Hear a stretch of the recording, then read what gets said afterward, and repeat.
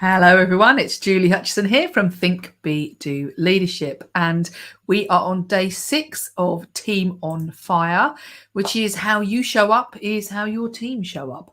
And we are listening. We are doing this one because this morning I was having one of my training sessions with some clients, and we were talking about what the word I use is pledge, which is part of our TRIP system. But the last letter P is pledge, and we were talking about the impact of like what happens when this goes horribly wrong, and I thought, well, that's a good thing to discuss today. So day 6 of the whole month of Team on Fire: how to increase your team performance, how to grow yourself as a leader, how to grow your team as leaders. If you're watching this live, do say hello. Nice to meet you. And if you're on replay, put hashtag replay if you're making a comment. That'd be great. Thank you. So what we're talking about today is, as hard as it may be, how we show up is a direct indicator of how our team are going to show up, which means the performance that they're gonna create, or we're going to create with them.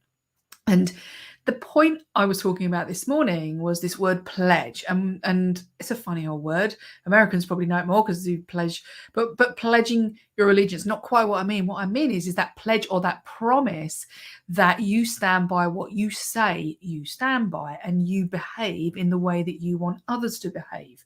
So in other words, you walk the talk. You do what you say you're going to do. It does what it says on the tin, and all of those things. But taking that a little bit further forward is not only do you do what you say you're going to do, that actually is how we want to show up, and the impact that we want to have. So what we're talking about is designing the impact, but showing up in a way that is authentic and congruent with what you say you want other people to do. Because it's a little bit unfair if you think that I can do what I like when other people have to do it a different way. And you may think, how dare you, Julie? How dare you say that? But in actual fact, it happens a lot. And obviously not you. It won't be you that does this. But many people out there will ask people to do things, ask people to behave in certain ways, or to do or not to do, and then go ahead and do it themselves. And we have many examples, don't we, of that? I don't want to get all political, but let's look at the COVID example. Everybody had to stay in, everybody had to get the vaccine, everybody had to do certain things, yet then some politicians were found doing exactly the opposite, and being a little bit hypocritical. So that was one. Not that I'm being political, I'm just talking about people, that if you are asking everybody to do something and you're not going to do it, you run the risk of being criticized, let's just say. Okay, so there's one thing. So if we want our team to be on fire, we have to show up in the way that we want them to behave. Yeah, we cannot ask them to do something that we're not willing to behave in the same way. And the thing is about people in our team and people around us is that, funnily enough, we are seen. And what do I mean? Well, when you think nobody's been looking, when you think nobody has noticed, and you've sneaked a sneaky fag around the back of the building, or I don't know, you've taken a sickie and you don't think anybody noticed. Thing is, everybody does notice. Or you said something mean to somebody and you just said it once and you don't think that it made any difference. Well, actually, people notice. People will see what you do, they will hear what you do, and they will feel what you do. And the tiniest of things will show up. When I was in the police, we used to say every contact leaves a trace. Forensics, if you touch something, every contact leaves a trace. And it's the same. You might think it's small, but it leaves a trace on people when you behave in a certain way. So how you show up is how your team are going to show up. If you are open and collaborative and you communicate well, you're going to drive that in your business. You're going to create that environment of trust and of collaboration and of communication so that people will do the same as you. But if you do the opposite and you hide and you don't speak and you criticize or you blame, that's what you're going to drive in your business. And I've said it many a time that in a previous life as a police officer, there was that blame culture, and my goodness, maybe it's because everybody else is blaming and poking a finger, so they tend to poke a finger in each other as well, because they're so used to getting blamed from the outside. And I have every faith in the police services in the 43 that in England and Wales. So I think they're amazing. Yeah, there are probably some people out there that are in there that maybe shouldn't be, but not everybody. So let's put that aside. So what do we do about this? Well, the thing is that if we think we're not being watched and we're not being listened to and nobody will notice that what we do and the way we show up, then we're totally wrong. But equally, we can use that, because if we think people are looking, they're looking to our lead, they're looking to see how should they behave, then what we want to know is what we're doing working? Because if it's going to rub off on people, then we want it to rub off in a positive way, don't we? We want to really understand. And that's why I think that one of the biggest things we can do, excuse me, itchy eye, one of the biggest things we can do is stop, a bit like the Green Cross Code, stop, look and listen. And that is take some time to not just show up unconsciously, be the way we are, and that is just how we are, which I hear all the time, is actually stop and think, well, how do I show up? And get some feedback. Ask people, how do you see me? What kind of leader do you think I am? How well do you think I show up here in this business? And be prepared, probably initially, for everybody to go, absolutely fine, because they're too scared to say anything. But if you keep asking and keep showing that you're open, then you will get the answers that you want. So that's one, is asking for that feedback and being open, not defensive, about what's going to come back at you, because you might not like it. But it will be good for us in the end, won't it? Yeah.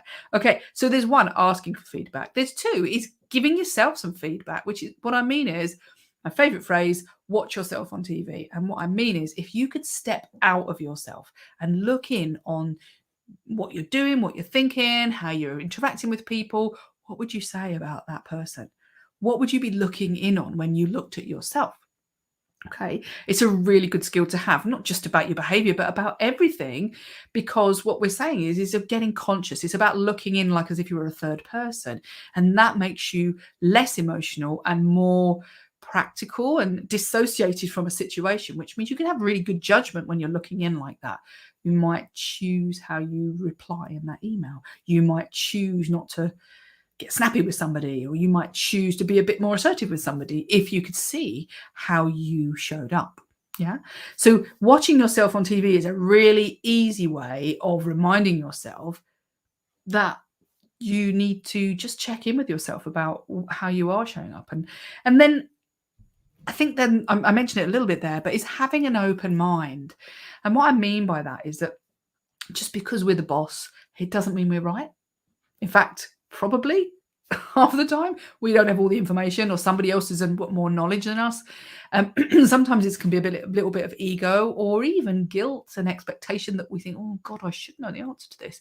But actually, we're not the ones who necessarily have all the answers. So being open to being wrong, being open to being given feedback is really, really important as a leader, because if you don't, what happens is that you just end up being closed, in which case people just go, oh, well, I'm not going to say anything. I'm not going to deal with it because he or she's not listening to me, and never is going to listen. I'm losing my voice now.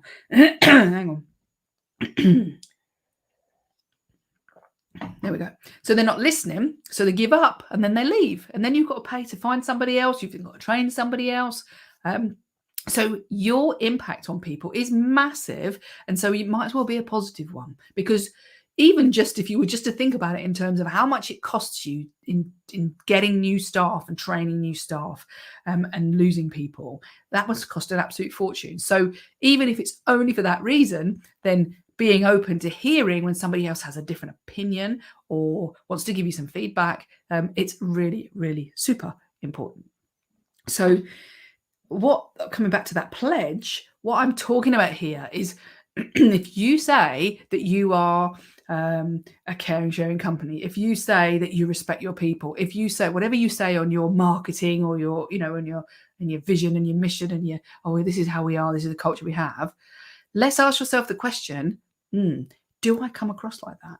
Do I behave like that? Do I stand and show and stand up for what I say in the marketing blurb? Yeah. Do I act congruently with what we say about how we treat people? Do I act congruently with how I'm asking other people to behave?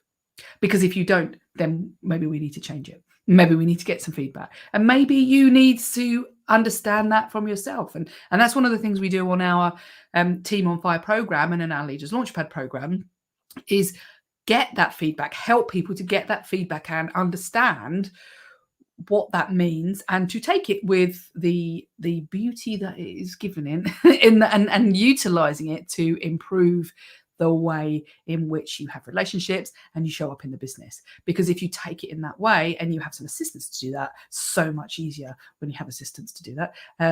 Not assistants, but assistants. Does that make sense? Help. And when you have somebody who is maybe your critical friend who comes out, who is able to be honest but caring and help you to work through how you show up in the business, because sometimes it can be a bit of a surprise. Okay, so I don't want you to be the mood hoover. I don't want you to be labeled as incongruent, let's say. Years and years ago, I was trying desperately as a graduate trainee to implement total quality management, long time ago now. And all of the team were like, I'm not doing it because they won't do it, because they don't care, because they aren't ready to behave in the same way. And what they were talking about, right, the staff were talking about the managers. And this happens all the time. And it was my first lesson in why we should be able to promise and pledge what we are asking other people to do as well. So remember, how you show up is how your team show up. Never going to be better performing than you perform. If you would like some help with this or want to discuss, give me a shout, message me, and I will be glad to have a conversation with you. And a ruddy nose. So yes, just message me, and I will see you tomorrow for day 7 of Team on Fire. You take care.